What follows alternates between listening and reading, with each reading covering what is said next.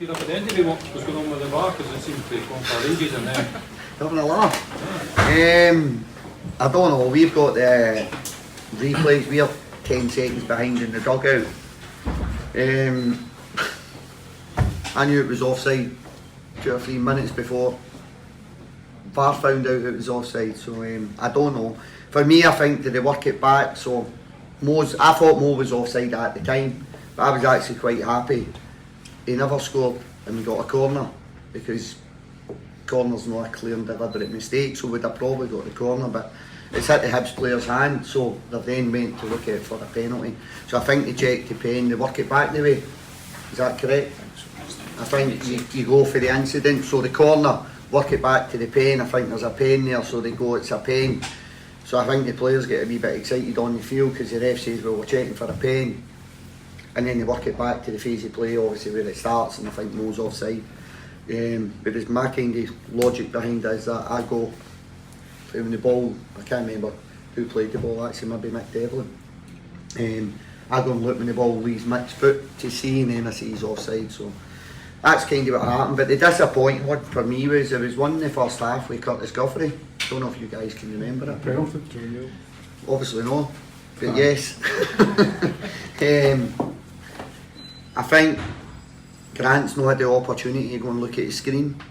You're then allowing VAR to decide, where you're not allowing the on-field referee to use the technology to decide. Does that make sense? That's kind of what I want to happen in football, that the on-field referee, if there's any dubiety at all, because it is subjective. Most decisions are going to be subjective, but it shouldn't be subjective to somebody sitting in a sterile room that's not involved in the game. So for me, a wee bit disappointed for that, but listen, probably need to talk about no winning the game of football first and foremost. I'm not going to sit here and try and make excuses.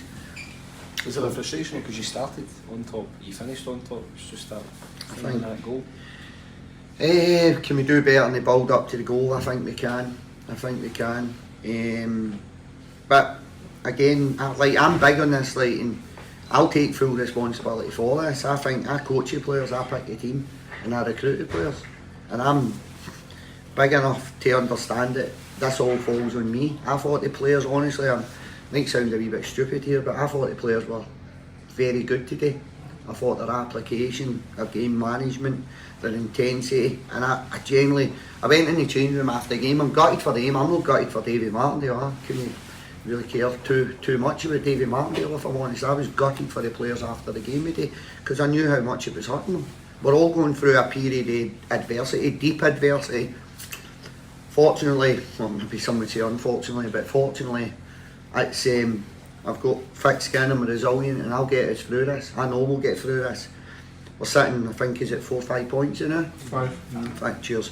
Sitting 5 points behind, but you know what I mean? You're one win away from changing it. I spoke about it in the BBC. I done my first press conference this season. I said it's going to be a tough season. This is the first time Livingston have ever been in the Premier League for 6 years. There's a reason why. And it's probably the first time we're in the Premier League with a lot less money than what they've had in previous seasons. So there's a reason why. But do I believe there's enough in the change room between my staff and my players? I do. We're at match day 15 and we'll get ourselves out of this. And I believe in the boys in the change room, because I thought today, bar the goal, I thought they were very, very good in the game, and I think they were really, really unlucky not to take anything from the game. You probably got 2 decisions, fine lines that go against you. The offside with Mo, which is probably an offside, doesn't go against you, it's offside, but it's fine lines again. And then the one with Curtis Guthrie we're talking about, because sitting here talking about a different game, but when you're sitting bottom of the league, these are the decisions that go against you. But me personally, I think you grow as a group through periods of adversity, and it's up to me to lead these boys through that challenge. You say you had everything bar the goal, but obviously the lack of goals is what's damaging you at the moment. You know, it's been a long time now. Probably a bit of both, Moira, to be fair. I think most of you would agree that the first goal in the Premier League changes games of football.